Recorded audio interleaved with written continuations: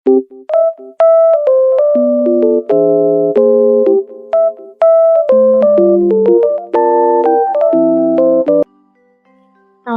Soleh dan Soleha, apa kabarnya hari ini?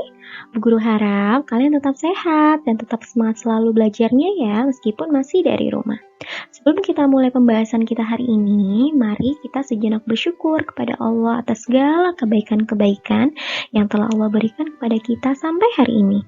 Alhamdulillahirabbil alamin. Selain itu, Allah juga memerintahkan kita untuk senantiasa berbuat kebaikan baik kepada sesama manusia maupun kepada alam di sekitar kita.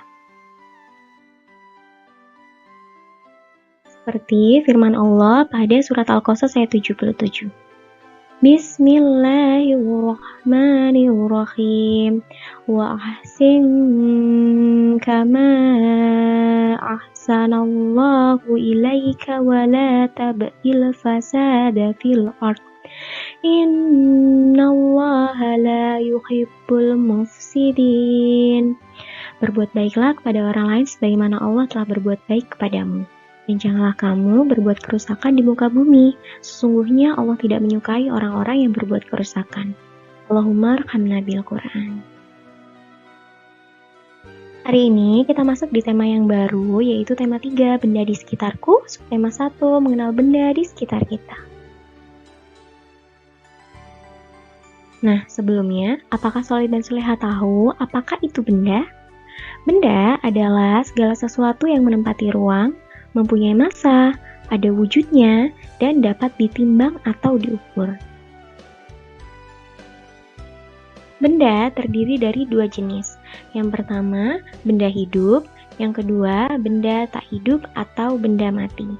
Contoh benda hidup ada manusia, hewan, dan tumbuhan. Contoh benda tak hidup ada meja, batu, dan mainan.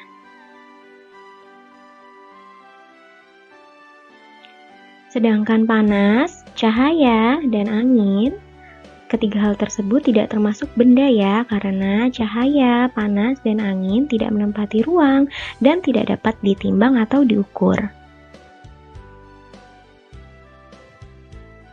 Benda juga dikelompokkan berdasarkan bahan dasar pembuatnya. Benda yang terbuat dari kayu, contohnya meja. Benda yang terbuat dari kertas, contohnya buku.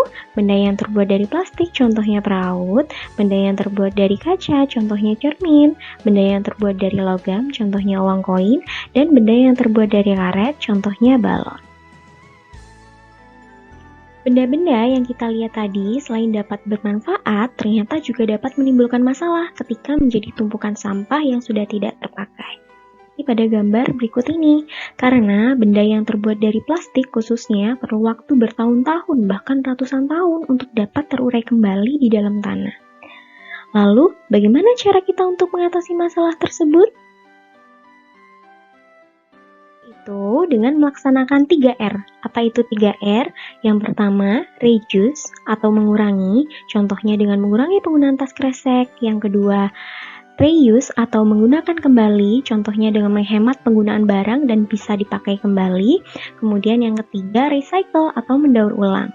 Mendaur ulang kertas, botol plastik, atau kaleng untuk dapat digunakan menjadi barang berguna lainnya.